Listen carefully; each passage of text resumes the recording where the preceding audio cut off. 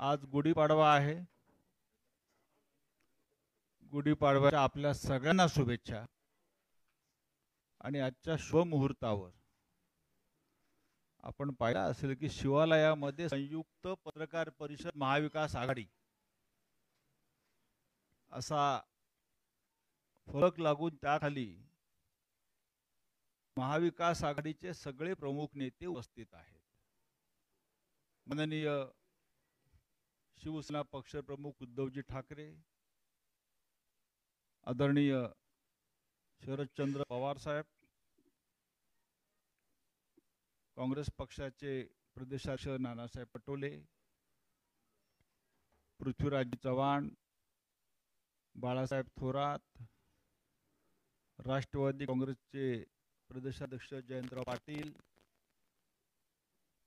शेका पक्षाचे शेतकरी कामगार पक्षाचे भाई जयंतराव पाटील, समाजवादी पार्टीचे आमदार रईस शेख, आम आदमी पक्षाचे धनंजय शिंदे, मार्क्सवादी कम्युनिस्ट पार्टीचे कॉम्रेड उदय नारकर, समाजवादी गणराज्य पार्टी आमदार कपिल पाटील, भारतीय कम्युनिस्ट पक्ष पार्टी कॉम्रेड सुभाष लांडे यांच्यासह अनेक प्रमुख नेते अनेक पक्षाचे इथे उपस्थित आहेत. आणि आपण पाहत असाल वातावरण जे आपण पाहता आजच्या दिवशी गुढीपाडव्याच्या दिवशी हे अत्यंत प्रसन्न आणि आनंददायक आहे. नाना पटोले मान हलवतात आमचे प्रेमानं. सगळे काँग्रेसचे प्रमुख नेत्यांच्या चेहऱ्यावर हास्य. आमचे मित्र सहकारी पवारसाहेब सुद्धा अत्यंत प्रसन्न मुद्रेने आपल्याकडे पाहत आहेत. सर्वप्रथम शिवालयामध्ये पत्रकार परिषद घेण्यास सगळ्यांनी मान्यता दिली, त्याबद्दल आपला सगळ्यांचा आभारी आहे. आणि आपण या वास्तूमध्ये प्रथम येत आहे म्हणून मी शिवसेनेतर्फे जो महाराष्ट्र आघाडीचा एक महत्त्वाचा घटक आहे, मी फक्त आपलं स्वागत करण्यासाठी मिलिंद नार्वेकर आपल्याला विनंती करतो, पार्टी सचिव, आणि माननीय उद्धव साहेबांना विनंती करतो, माननीय पवार साहेबांना आपण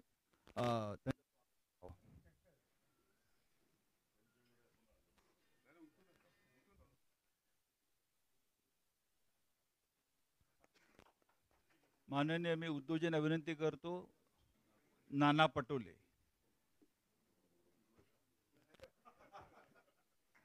आणि मी पक्ष सचिव मिलिंद नार्वेकरांना विनंती करतो की मंचावरील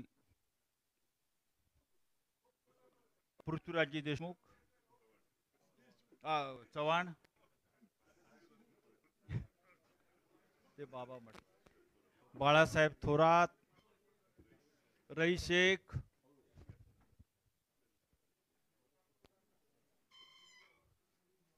श्री रईस शेख इथे आहेत पहा. करतो शेका पक्षाचे कॉम्रेड जय पाटील,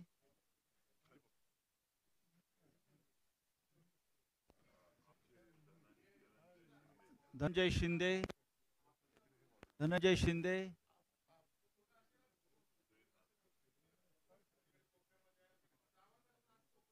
उदय नारकर, कॉम्रेड ढवळे,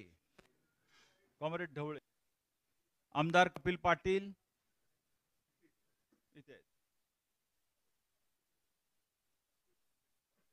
कॉम्रेड सुभाष लांडे,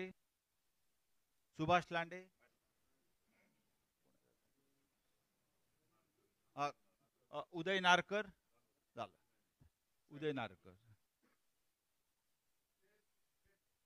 शिवालयामध्ये आपल्या सगळ्यांचं स्वागत आहे.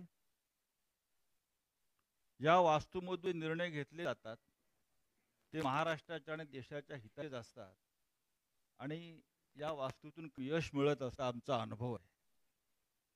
आपण सगळे इथे आल्याबद्दल मी आभारी आहे. पण आता ज्यासाठी आपण सगळे जमलेले आहात त्या विषयावर प्रास्ताविक करण्याची जबाबदारी मी माननीय जयंतराव पाटील यांच्याकडे सोपवतो. व्यासपीठावरील महाविकास आघाडीचे आणि इंडिया आघाडीचे सर्व मान्यवर नेते आणि पत्रकार मित्र, आपल्या सर्वांना पाडव्याच्या शुभेच्छा. गेले अनेक महिने अनेक बैठकांमध्ये महाराष्ट्रातली महाविकास आघाडी आमच्या सर्व मित्र पक्षांच्या बरोबर चर्चा करत होती. देशात इंडिया आघाडीच्या काही बैठका झाल्या, त्यातूनही महाराष्ट्रातला हा अलायन्स व्हावा याबद्दल 2-3 वेळा चर्चा इंडिया आघाडीत दिल्लीच्या स्तरावर झाली. आमच्या बैठका होत असताना आपण सर्वांना बऱ्याच मोठ्या अशा बैठकांना उपस्थित थांबावं लागलं. बराच काळ तुम्ही देखील आमच्या या आघाडीच्या बैठकांना जणू काही उपस्थित होता. असंच जवळपास 3-3, 4-4, 5-5 तास आपण आमच्या बैठकीच्या बाहेर तिष्ठत राहिलात. आपणही मोठं कार्य केलं. आज मला सांगायला आनंद होतोय की गुढीपाडव्याच्या शुभ मुहूर्तावर महाराष्ट्रातल्या जनतेच्या मनातली ही इंडिया आघाडी आणि महाविकास आघाडी ही आज विजयाची मुहूर्तमेढ करते. आणि आम्ही सगळ्यांनी एकत्रित येऊन गेले काही दिवस ज्या चर्चा केल्या त्याला पूर्ण विराम देऊन पूर्ण ताकदीनं सर्व घटक पक्ष एकत्रित येऊन आजपासून या निवडणुकीच्या प्रचाराच्या शुभारंभापासून सगळ्याच गोष्टी आजपासून होत आहेत. आणि म्हणून आजचा शुभ मुहूर्त आपणा सर्वांना हा निश्चितच महाराष्ट्र विजयाची, इंडिया आघाडीच्या आणि महाविकास आघाडीच्या विजयाची मुहूर्तमेढ करणारा ठरेल. आणि ती विजयाची गुढी आजपासून उभा करून महाराष्ट्रातले अन्याय, महाराष्ट्रातली महागाई, महाराष्ट्रातल्या महिलांच्यावरचा अन्याय, महाराष्ट्रातली बेकारी, तरुणाच्या माथी जी गेली 10 वर्ष आम्ही बघतोय, या सगळ्यातनं महाराष्ट्रातल्या जनतेला बाहेर काढण्यासाठी महाविकास आघाडी कटिबद्ध आहे. आणि त्यासाठी आपणा सर्वांच्या पुढं आम्ही सगळे आज महाविकास आघाडीचा अलायन्स जाहीर करण्यासाठी इथं आलोय. मी आपल्या सर्वांचं स्वागत करतो. आम्ही अनेक पक्षांना बरोबर घेण्याचा प्रयत्न केला. काही ठिकाणी यश आलं, काही ठिकाणी नाही यश आलं. पण या सगळ्या गोष्टी मागं टाकून आता आम्ही जे एकत्रित आलो त्यामध्ये आमच्या शिवसेना पक्ष आहे, राष्ट्रवादी काँग्रेस, शरदचंद्र पवार पक्ष आहे, काँग्रेस पक्ष आहे, शेतकरी कामगार पक्ष आहे, समाजवादी पक्ष आहे, समाजवादी पार्टी आहे, आम आदमी पक्ष आहे, मार्क्सवादी कम्युनिस्ट पक्ष आहे, समाजवादी गणराज्य पार्टी आहे, भारतीय कम्युनिस्ट पार्टी आहे. या व्यतिरिक्त अनेक संघटना आहेत की ज्या रिपब्लिकन विचाराच्या आहेत, आंबेडकरी विचाराच्या आहेत. अशा अनेक संघटना आमच्या या महाविकास आघाडीच्या जोडलेल्या आहेत.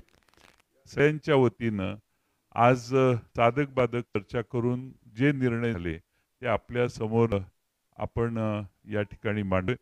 पुन्हा एकदा आपल्या सर्वांचे या ठिकाणी स्वागत करतो. आणि मला खात्री आहे की या येणाऱ्या निवडणुका 5 फेजेसमध्ये महाराष्ट्रात आहेत. त्या 5ही फेजमध्ये आपल्या सगळ्यांचं सहकार्य आम्हाला याच पद्धतीने लाभेल आणि आमचे विचार महाराष्ट्रातल्या जनतेपर्यंत पोहोचवण्याचं काम हे देखील आप प्रभावीपणाने कराल असा विश्वास बाळगतो आणि माझे 2 शब्द पूर्ण करतो.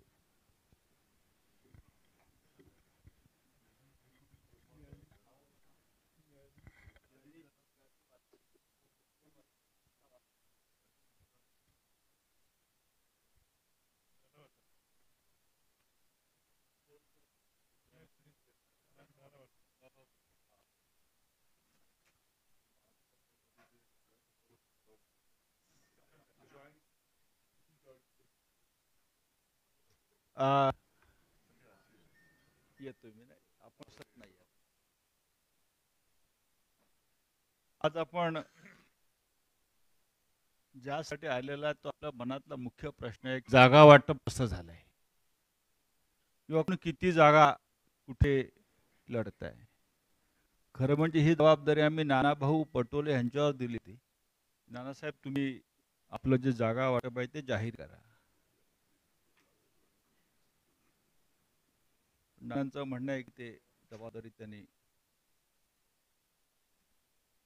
त्या इकडे पटापट वाचतो. नाही मी करतो ना, नंतर प्रश्नोत्तर होऊ ना.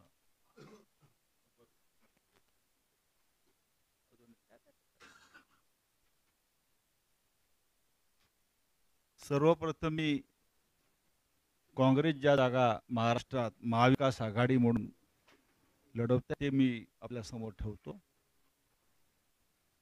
नंदुरबार या काँग्रेसच्या जागा मी नंदुरबार, धुळे, अकोला, अमरावती, नागपूर, भंडारा गोंदिया, गडचिरोली चिमूर, चंद्रपूर,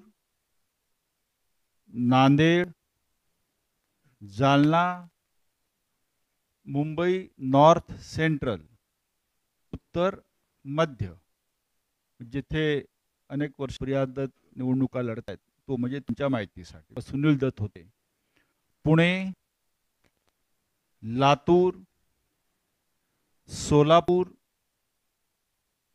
कोल्हापूर, रामटेक आणि नॉर्थ मुंबई, उत्तर मुंबई या 17 जागांवर काँग्रेस लढेल.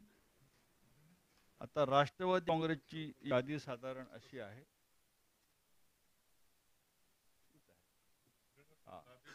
राष्ट्रवादी काँग्रेसची यादी आहे.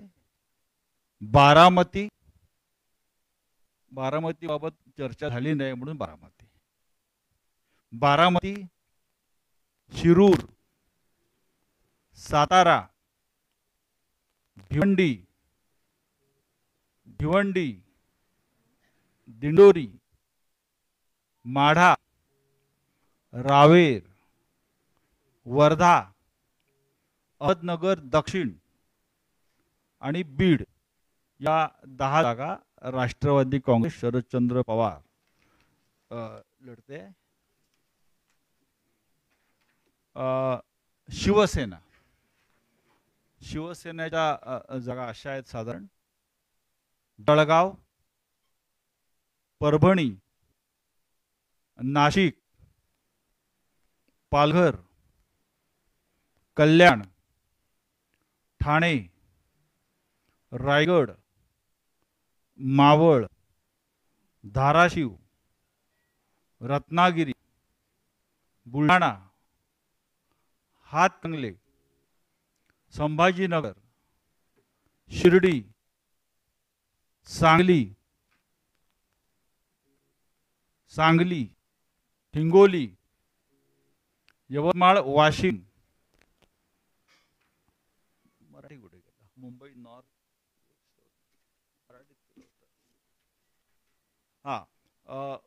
मुंबई नॉर्थ दक्षिण मध्य,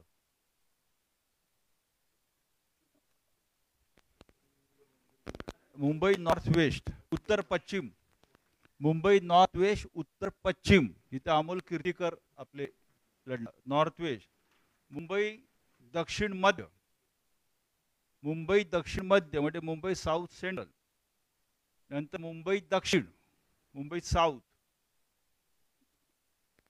या साधारण 21 जागा शिवसेना लढते. आणि मुंबई ईशान्य, मुंबई ईशान्य या 21 जागा शिवसेना लढते. साधारण शिवसेना 21 जागा लढते. शिवसेना 21, काँग्रेस पक्ष 17 आणि राष्ट्रवादी काँग्रेस पक्ष 10 जागांवर लढते. आणि अत्यंत या जागांचं वाटप हे अत्यंत खेळीमेळी सहजरित्या झालेलं आहे.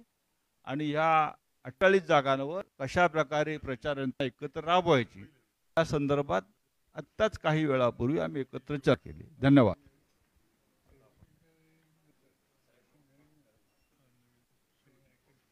मी माननीय शरद पवार साहेबांना विनंती करतो,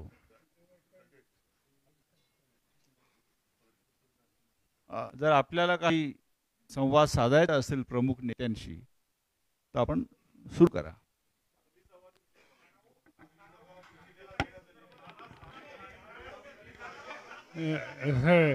एक एक एक एक एक एक एक या ठिकाणी तिन्ही पक्षांच्या वतीनं कोणते मतदारसंघ त्यांच्याकडे सुपूर्द केले आणि निर्णय राहणार आहेत याचं वाचन तुमच्या पुढे केलं. 48 जागा आहेत, यापैकी एकाही जागेवर आता मतभेद किंवा मतभिन्नता नाही. तो एक वाटत आहे. त्यामुळे ते चांगली असेल किंवा आणखीन काय असेल याचं जे वाचन केलं त्या सगळ्याचा निर्णय एक वर्षाने झालेला आहे.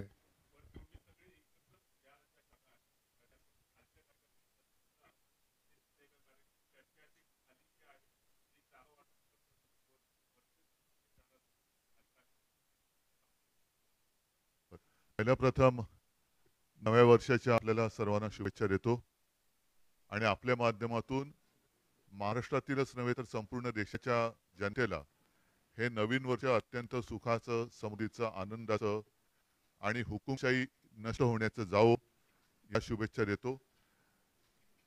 साहजिकच आहे युती किंवा आघाडी म्हटल्यानंतर जागाबद्दल शक्य असेल तिथे आम्ही चर्चा करत असतो आणि तो प्रत्येकाचा अधिकार असतो. मात्र एक क्षण असा येतो की त्यावेळेला एकमेकाला समजून घेऊन जागा वाटप जाहीर करून प्रत्यक्ष निवडणूक जिंकण्याची तयारी सुरू करावी लागते आणि तो क्षण आता आज आलेला आहे. सर्वांच्या मनात शंकांना आजच्या या पत्रकार परिषदेतून उत्तरं मिळाली असतील आणि आपण जो काही विचार करता की खालच्या पातळीवरती वगैरे असं काही नसतं. इच्छा ही सगळ्यांची असते, महत्वाकांक्षी असते, त्याच्याबद्दल काही तो गुन्हा नाही, अपराध नाही. मात्र परत परत सांगतो की जिंकण्याचं एक मोठं उद्दिष्ट डोळ्यासमोर ठेवल्यानंतर एका क्षणानंतर या सगळ्या महत्वाकांक्षांना आणि इच्छेला आवड घालून आपण कशासाठी आणि कोणासाठी लढतोय ते डोळ्यासमोर ठेवून लढावं लागतं आणि जिंकावं लागतं. आता कोणाच्याही मनात कोणतेही प्रश्न राहिलेले नाहीत. सगळेजण जोमाने कामाला लागलेले आहेत आणि आपल्यासमोर येण्याच्या आधी आणि नंतर सुद्धा आम्ही आता महाविकास आघाडीचा एकत्रित कार्यक्रम कसा असेल त्याबाबत चर्चा करून त्याच्याही तारखा जाहीर केल्या जातील.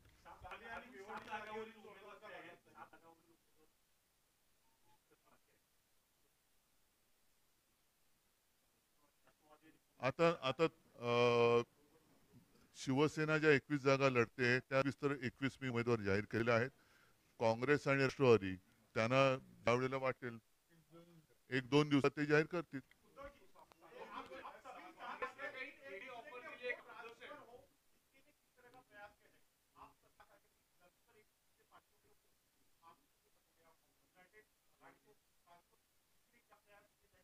प्रयास तो लगातार जारी है और मैं मानता हूं कि अभी ज्यादा प्रयास करने की आवश्यकता नहीं है. पूरी जनता ने तय किया है कि मैंने नारा दिया था कि इसको तड़ीपार करना है तो ऐसा करके दिखाएगी.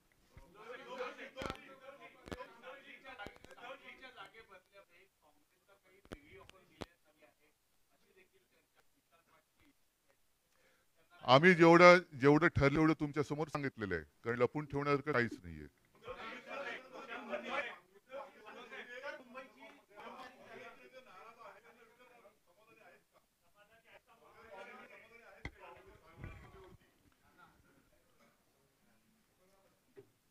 काँग्रेस हा राष्ट्रीय पक्ष आहे. स्वातंत्र्याच्या लढ्यामध्ये काँग्रेसच मोठं योगदान आहे. हे कोणाला आता म्हणजे इतिहासामध्ये मला जायचं नाही आहे. आमचे नेते राहुलजी आणि आमचे नेत्या सोनियाजींना या तानाशा सरकारने केंद्रातल्या काय ट्रीटमेंट दिलं हे सगळे काँग्रेसचे कार्यकर्ते आणि देशाची जनता या सगळ्या ट्रीटमेंटला समजून आहे, या अपमानाला समजून आहे. सोनियाजींची तब्येत चांगली नसताना सुद्धा त्यांना त्या ईडीच्या ऑफिसमध्ये तास बसवून ठेवलेला आहे. हा देशातला काँग्रेसचा कार्यकर्ता आणि देशातली जनता विसर नाही आहे. आणि म्हणून या तानाशा प्रवृत्तीच्या विरोधात जी काही काँग्रेसने सुरू केलेली आहे त्याच्यामध्ये जे आमचं इंडिया आघाडी आहे, आमचं राज्यामध्ये महाविकास आघाडी आहे, जागावाटपाचा हा तिढा जो आहे हा जो आम्ही आज संपुष्टात आणलेला आहे.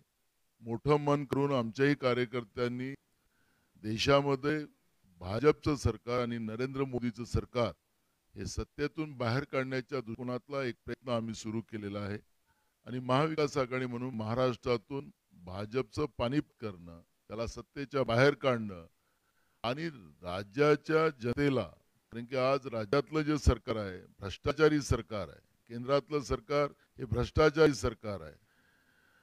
झुटो या सरदार असं व्याख्या दिली तर आजकाल चंद्रपूरमध्येही आपण पाहिलं की म्हणजे पुन्हा म्हणजे काँग्रेसने जो जाहीरनामा सामाजिक न्यायाचा दिला त्याला मुस्लिम लीगशी जोडतात आहेत.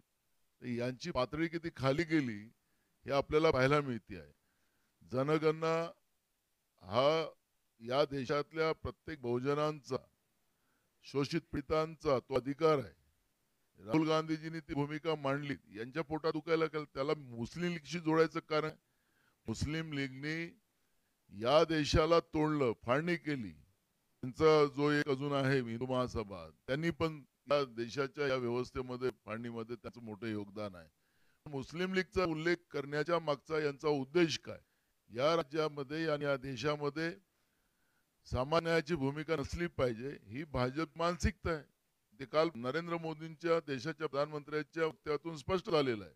त्याच्यामुळे काँग्रेस या महाविकास आघाडीमध्ये ज्या सांगली भिवंडी आपल्या जागेचा उल्लेख आपण करताय, आमचे सगळे कार्यकर्ते एकजुटीनं महाविकास आघाडीच्या उमेदवाराला जिंकून आणण्यासाठी पूर्ण प्रयत्न करतात. आपण जे काही प्रश्न विचारताय की मतं एकमेकाला जातील का, बिलकुल जाणार. कारण की राष्ट्रवादी आणि शिवसेना हे जे ओरिजिनल पक्ष आहेत त्यांचे दोन्ही नेते आमच्याजवळ बसलेले आहेत. नरेंद्र मोदी सांगतात की हा नक्की शिवसेना आहे. बाळासाहेब ठाकरेंच्या निर्माण केलेला हा जो शिवसेना आहे त्याच शिवसेनेला नकली शिवसेना माणसं आणि केंद्रीय तपास यंत्रणेचा दुरुपयोग करून, सत्तेचा दुरुपयोग करून शिवसेनेला जे तोडलं गेलं, राष्ट्रवादीला तोडलं गेलं, एक राष्ट्रवादीचे कार्यकर्ते किंवा शिवसेनेचे ओरिजिनल कार्यकर्ते हे विसरणार नाहीये. त्यामुळे मत ट्रान्सफरचा हा जो प्रश्न तुम्ही उपस्थित केला हे कुठलाही नाही. तीनही पक्षाचे कार्यकर्ते आणि खाली नेते हे जॉली ही लढाई लढतील आणि महाराष्ट्रामध्ये आमच्या महाविकास आघाडीचे सगळे उमेदवार जिंकून येतील अशी परिस्थिती आहे.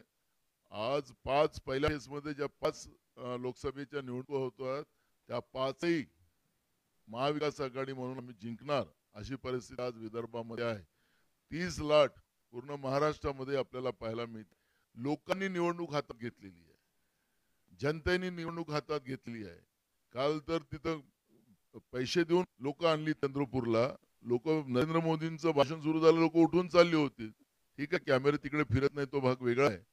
पण मी तुम्हाला सांगतो की कालची जी परिस्थिती पाहिली आणि मोदींचं जे रटाळ भाषण जे आहे, कायम काँग्रेसला शिवा देणं, मुस्लिमांना शिवा देणं, भाजनाची वृत्ती ठेवणं, जनतेला काय देणार तुम्ही? महाराष्ट्रामध्ये सगळ्यात जास्त शेतकऱ्यांच्या आत्महत्या होत्या, त्याच्यावर का नाही बोललेत? महागाईवर का नाही बोललेत? बेरोजगारी का नाही बोललेत? गरिबांबद्दल का नाही बोललेत? ते प्रश्न त्यांचा विषय नाही. आज देशाच्या प्रधानमंत्र्यांकडून जे काही अपेक्षा होत्या त्या सगळ्या भंग झालेल्या आहेत आणि यांचे उमेदवार नरेंद्र मोदींसाठी मत मागतात. कशासाठी? नरेंद्र यांचे सगळे संपलं याचं काम, ते नरेंद्र मोदीला मत करा असं भाषण राज्यात नेते आणि त्यांचे उमेदवार करतात आहेत. जसं अल्लाह के नाम से दे दे बाबा असं वाला जे आहे ना मंत्र, तसंच परिस्थिती चाललेली आहे. नरेंद्र मोदींसाठी कशाला त्यांना मत कशाला लोक करतील महाराष्ट्रात? शेतकरी सुखी नाही, बेरोजगार सुखी नाही, गरीब नाही, कोणी सुखी नाही. कशाला नरेंद्र मोदीला लोक मत मारतील? त्यामुळे जी परिस्थिती भाजपची झालेली आहे आणि खरं तर आम्हाला आमचं संविधान आणि लोकशाही आमच्यासाठी महत्वाची आहे. त्यासाठी मी ही लढाई आहे आणि महाराष्ट्रामध्ये आज जी परिस्थिती आहे लोकांनी ते मानस केलेलं आहे. मतविभाजनाचे राजकारण जे बीजेपी करते आहे त्यालाही यावेळेस पूर्णविराम लागणार आहे, हे तुम्हाला निकालाच्या निर्णयामध्ये पाहायला मिळणार.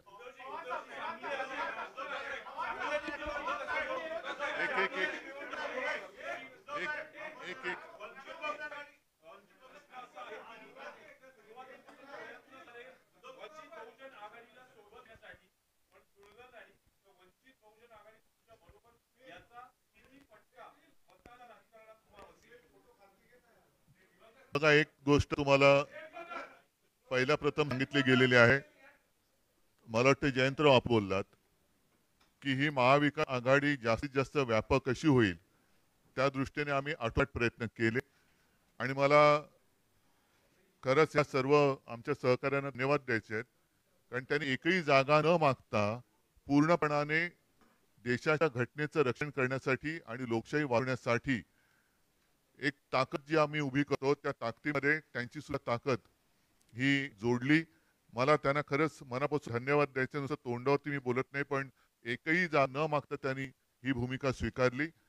आमची अपेक्षा अशी होती की प्रकाशजी सुद्धा आमच्या महाविकास आघाडीत येतील. त्यांना काही जागा आम्ही देऊ केल्या होत्या.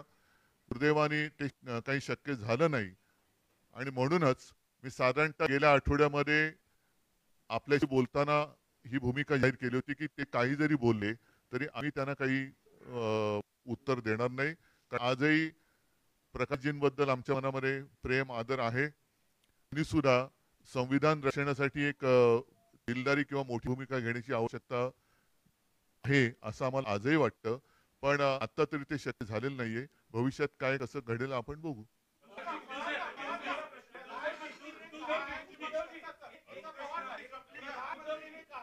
बरं एक एक एक एक मिनिट एक झालं का मग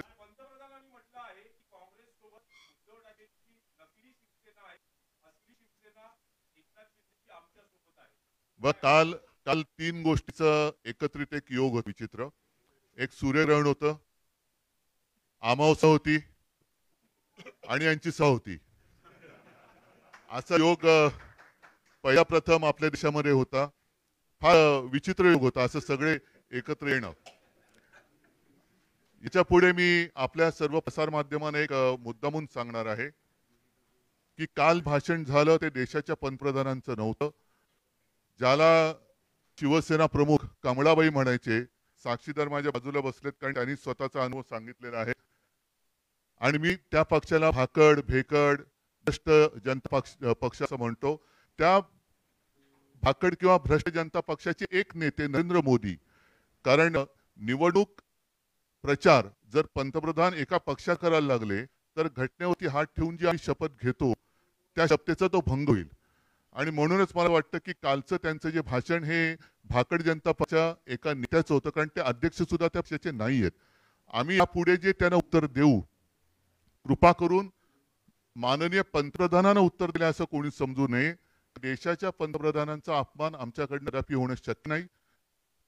आमचे राजकीय जे विरोधक आहेत त्याच्यामध्ये हा भेकड जनता पक्ष आहे. भेकड मी एवढ्यासाठी म्हटलं की शासकीय यंत्रणेचा दुरुपयोग करून हे देशभक्त पक्षांना सतवत आहेत, त्यांच्यावर हाडी टाकतायत, अटका करतायत, धक्या देत आहेत.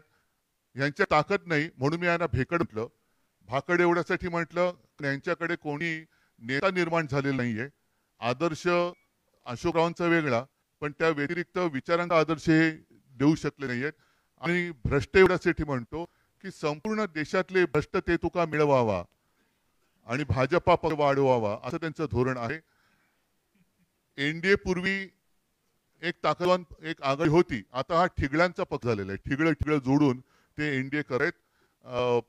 नकली सेनेबद्दल म्हणाल तर यावेळेला माननीय हिंदू हृदय सम्राट शिवसेना प्रमुखांनी शिवसेनेची स्थापना केली तेव्हा कदाचित मोदीजी हिमालयात असतील, मला नक्की कल्पना नाही. आणि आता त्यांनी येऊन म्हणजे महाराष्ट्राच्या बाहेरच्या माणसांनी येऊन महाराष्ट्रातल्या जनतेला असली सेना आणि नकली सेना म्हणायचं हे कहर जा. यांचा पक्ष हा खंडणीखोर पक्ष आहे. आता जे निवडणूक रोख्यांचा जो विषय सगळीकडे आलेला आहे, चंदा दो आणि धंदा लो, आणि काही ठिकाणी धाडी टाकून निवडणूक रोखे हे कसे जोर जबरदस्तीने, म्हणजे पूर्वी मुंबईमध्ये एक असं वातावरण होतं की मारुती 1000 ही गाडी नव्याने आली होती. मारुती 1000 गाडी घेतल्याबरोबर कोणत्या तरी भाईचा फोन जायचा आणि त्याच्याकडनं खंडणी उकळली जायची. तशी खंडणी गोळा करणारे हे एक केंद्र झालेलं आहे. आणि या खंडणीखोर पक्षाचे हे नेते काल येऊन शिवसेनेला नकली ठेवून गेले. त्यांना मला सांगायचे की कृपा करून तुमचा सगळा जो काही इतिहासाचा अभ्यास आहे तो तपासून बघा. 2019 साली तुमच्याच पक्षाचे तत्कालीन अध्यक्ष अमित शहा हे शिवसेना प्रमुखांच्या फोटोसमोर लोटांगण घालायला मातोश्रीत आले होते. तेव्हा सुद्धा मीच होतो. आमची हीच शिवसेना होती. आणि तुम्हाला आता तो सगळा विसर पडलेला जरी असला तरी महाराष्ट्रात जनतेला तो विसर पडलेला नाही. मला असं वाटतं की खंडणीखोर पक्षाच्या एका नेत्याने शिवसेनेला हिणवणं बरोबर नाहीये. कारण यांना शिवसेना गुजरातला पळवायची होती, ती मी पडू दिली नाही, म्हणून त्यांच्यासोबत जो चायनीज माल बस आहे त्याच्यातच त्यांचं ते एक सुख मानतायत. तर त्यांचं सुख त्यांना लख लाभो.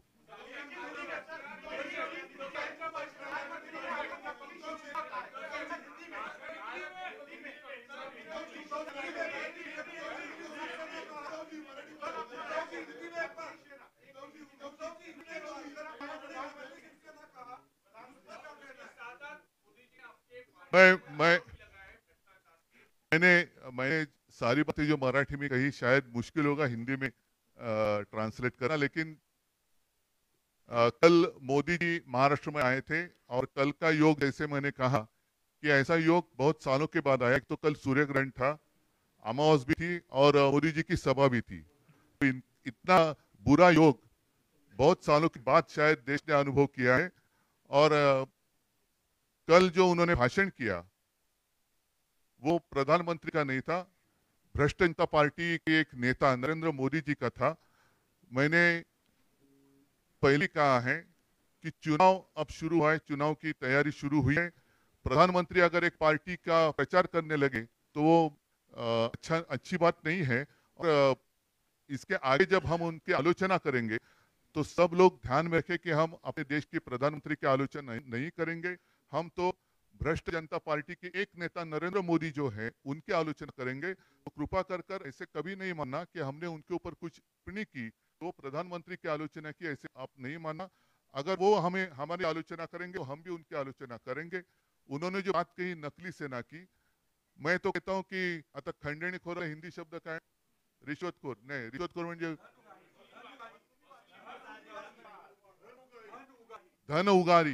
धन उगारी पार्टी के एक नेता नरेंद्र मोदी जी है. सभी लोग जानते हैं कि कुछ दिन पहले इलेक्ट्रल बॉन्ड का जो घोटाला, जो माना जाता है कि पूरी दुनिया का सबसे बड़ा घोटाला या देश का सबसे बड़ा घोटाला है, उस घोटाले का पर्दाफाश जब हुआ तो सब लोगों को पता चला कैसे इन लोगों ने, भ्रष्ट जनता पार्टी के लोगों ने डरा कर धमका कर और उनके जो एजेंसीज है ED, CBI, income tax raid कर चंदा लिया है. मतलब चंदा दो और धंधा लो.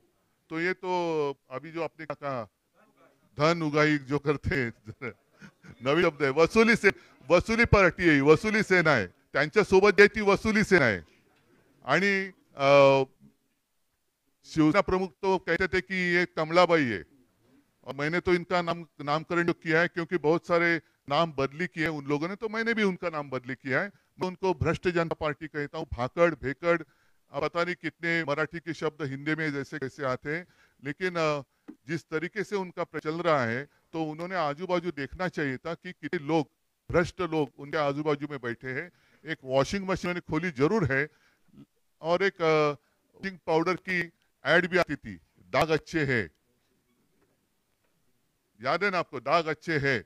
तो अच्छे दाग वाले लोग या देखे कि किसके ऊपर दाग है, जिसके ऊपर दाग है वो मोदी जी अपने पार्टी में देते हैं और उनका सम्मान करते हैं. तो ऐसे रिश्वतखोर और भेकड़ भाकड़ भ्रष्ट जनता पार्टी नेता अगर मेरी आलोचना करे तो मैं उसकी कोई कीमत नहीं देता.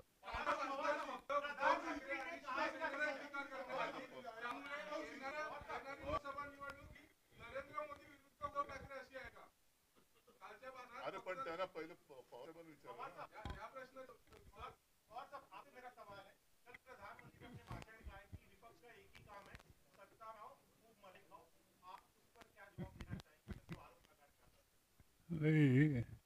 प्रधानमंत्री ने जो कुछ कहा, प्रधानमंत्री एक इंस्टीट्यूशन है, इंस्टीट्यूशन की इज्जत हम रखते हैं.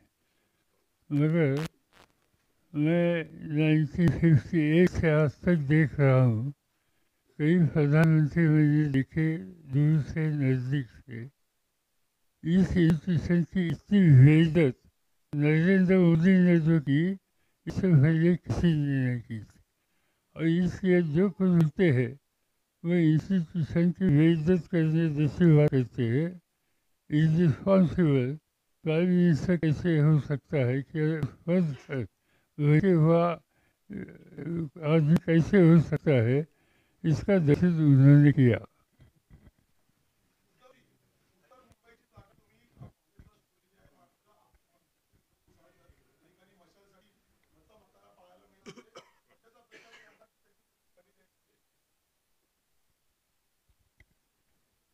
हे खरं आहे की विनोद घोसाळकर यांनी प्रचार सुरू केला होता, पण विनोद घोसाळकर हे आमचे कट्टर शिवसैनिक आहेत.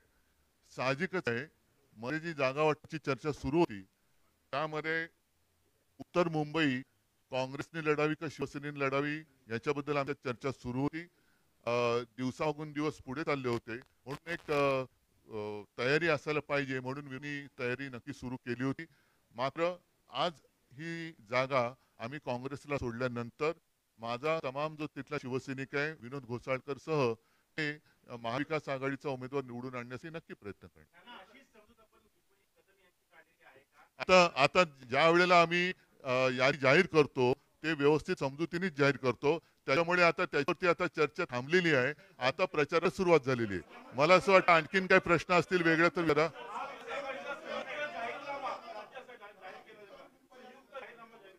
हो, नक्की जाहीर केला जाईल. संपूर्ण देशासाठी काँग्रेसने एक उत्तम जाहीरनामा जाहीर केलेला आहे. साहजिकच आहे, इंडिया आघाडीचं सरकार आल्यानंतर हा जाहीरनामा सत्यामध्ये त्याचं रूपांतर होईल. मात्र राज्यासाठी जर काही आमचे वेगळे जे विषय असतील किंवा आहेत त्याचा त्याचा आम्ही उल्लेख आमच्या महाविकास आघाडीच्या जाहीरनाम्यात करू. आणि अशी आवश्यकता नाही की मोठा जाडजूड आणखीन वेगळा काही वचननामा ज्याला आम्ही म्हणतो ते देण्याची आवश्यकता आहे. पण इंडिया बरोबर म्हणजे देशाच्या वचननाम्याबरोबर आपल्या महाराष्ट्राची सुद्धा जी काही महत्वाचे प्रश्न आहेत त्याच्यात आम्ही नक्की जोडू.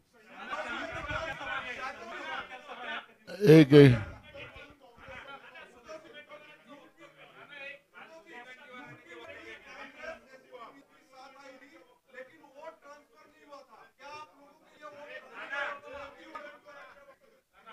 एक मिनट, शांत शांत. आपने मैनिफेस्टो की बात की, तो जो कांग्रेस ने जो मैनिफेस्टो डिक्लेयर किया वो सर्वसमावेशक है. जैसे वो जो ने कहा कि जो भी राज्य के कोई मुद्दे हो उसको आवश्यकता के आधार पर हम भी जॉइंटली यहाँ पर ये करेंगे. उसमें आशा वर्कर हो, आंगनवाड़ी वर्कर हो या मध्याह्न भोजन पकाने वाली महिला हो, सबको दुनी आय उसमें करके देने की बात हुई है. 1 लाख रुपए जो गरीब महिला है उसको हर साल में देने का एक निर्णय किया है. जो देश में इन लोगों ने बेरोजगारी के लिए बेरोजगार का देश बनाया है उसमें 30 लाख जो अभी नौकरियां बाकी है उसको केंद्र सरकार की वो तुरंत भरी जाएगी. और जो बच्चों को नौकरी नहीं मिल रही लेकिन उनको 8,500 रुपया स्टाइपेंड हर महीने में दिया जाएगा. और उनको उद्योगपति बनाने के लिए उनको 5,000 करोड़ रुपए का एक फंड जमा करके उन लोगों को उनको उद्योगपति बनाने का एक कोशिश वहां पे की जाएंगी. तो जिस तरह से किसानों के हित में जो एमएसपी का कानून जो सबसे बड़ा इशू था, एमएसपी का कानून बनाने की बात हुई है. पीक बीमा योजना है उनके बारे में भी हमने कमिटमेंट किया है. और जो जीएसटी किसानों के ऊपर लगाया गया है वो जीएसटी माफ पूरा खत्म किया जाएगा. तो जो 5 मुद्दे लेके काम मजदूरों के लिए, युवाओं के लिए, महिलाओं के लिए, किसानों के लिए, सामाजिक न्याय के लिए जिस तरह से हमारा जो मैनिफेस्टो आया है उसमें जो भी जैसे अभी पुरानी पेंशन का इशू है वो पुरानी पेंशन का भी इशू हमारे राज्य के हम जो ये निकालेंगे अपना जाहिरनामा उसमें हमारा पुराने पेंशन भी इशू आएगा और सबको न्याय देने का. और लोग बीजेपी वाले हमको पूछते हैं कि पैसे कहाँ से लाएंगे. इसमें हमें 2 लाख करोड़ रुपया साल का लेंगे. इन लोगों ने तो 16.5 लाख करोड़ का कर्जा मुट्ठी भर उद्योगपति का माफ किया है. तो हमारी सोच जो है इंडिया गाड़ी की कि देश की जनता का पैसा, आम लोगों का पैसा लोगों तक पहुंचे और वो मुख्य धारा में आए, ये हमारा मैनिफेस्टो है. उनका जो मैनिफेस्टो रहता है कि मुट्ठी भर लोगों के लिए देश चले, वो अब सबको समझ में आ गया है. और इसलिए जो बार बार हमारे मैनिफेस्टो पे उनकी जो जिस तरह से जो क्लिप उनको हुई है उसकी उनके भाषण के माध्यम से अपने को समझ में आता है हम लोगों की बात कर रहे हैं और वो मुट्ठी भर लोगों की बात कर रहे हैं, ये फर्क हमारा और उनका है।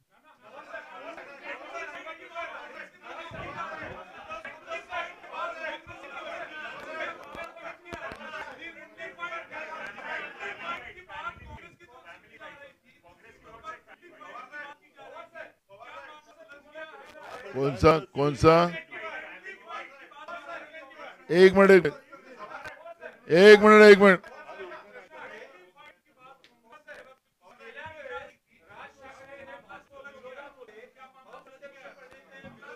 मैं समझा।